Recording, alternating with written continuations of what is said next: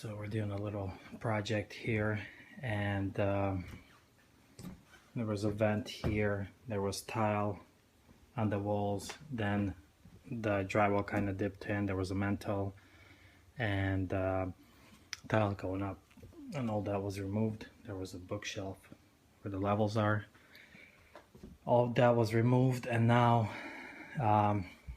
and there was also this bench over here. It was sitting on these metal pieces, and it was embedded into the brick as they always are.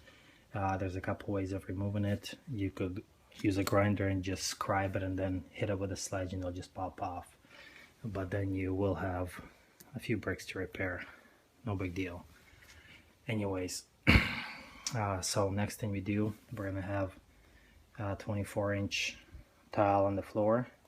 So we have to cut away this flooring, the hardwood, which is a simple thing to do. And to match both sides, you have to frame it in using 2x4s or something else. And then I'm gonna use plywood on top of it. That should all run down and match.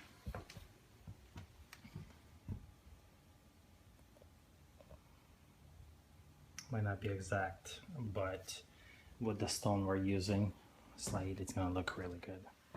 So first, masking tape, mark your lines, and what the masking tape will do is when you use the skill saw and you make the cuts, the flooring won't splinter upwards, and kind of do this thing where you'll have like things pop up like this, you know, little pieces. So this is important.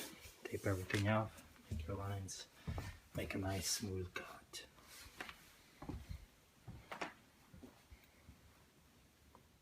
Yeah, make a small bubble in the area you're working in, and don't forget safety goggles and a respirator, any kind of protection for the lungs, for the dust particles, and but safety goggles most important. And if you don't want dust throughout the house while cutting this, mask it off, make a bubble. And this is what you need. The plastic barrier is the mess. Nice clean cuts after the tape is removed. Yeah, clean that is. It's perfect for lightly sand and grout in between. Alright, so we have the flooring removed and a sheet of plywood nailed up.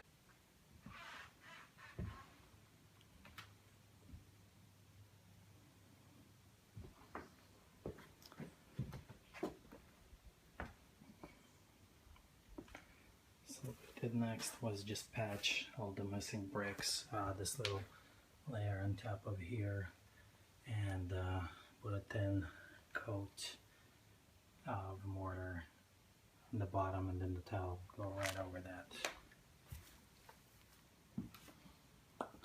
and then filled in between the bricks, the spaces.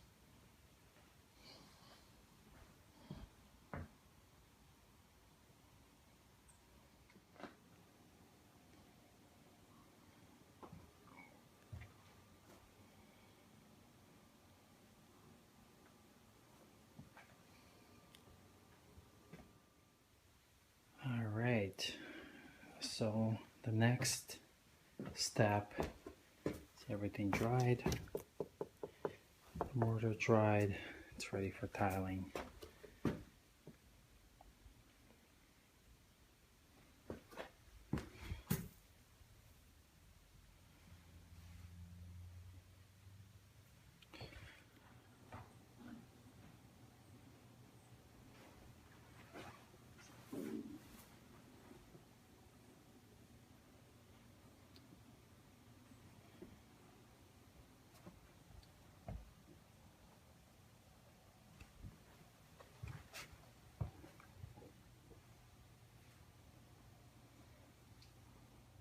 Alright, so I'm almost all the way up on this fireplace, and people always have problems with these holding up a tile or stones, this is the typical thing that I do, is just cut a board 36 inches wide or whatever the size of your fireplace is, and just put a couple supports underneath. And like this one's a little too long and I could have adjusted it up or down, so just throw a level on here and adjust it the way you want it. But yeah, this is the result.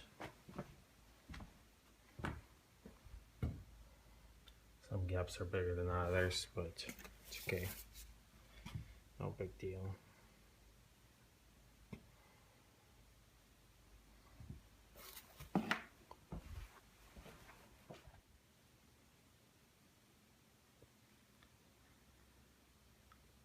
So here we come to the end of the project, and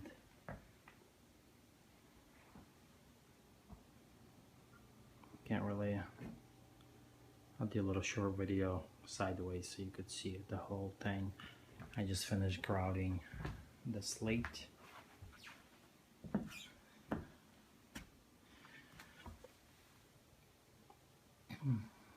I grouted that edge between the tile and the natural stone because what's it called, when the fireplace, this is a wood burner, so once it's cleaned out, it's gonna be, ashes is gonna fall down, so you don't want anything getting in there, getting dirty. Oh,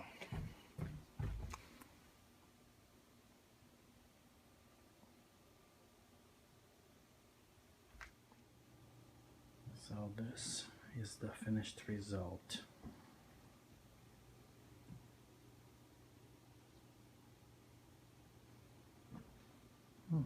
I think it looks pretty darn good.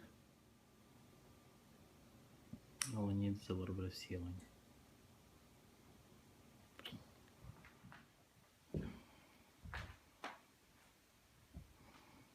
See if I could squeeze that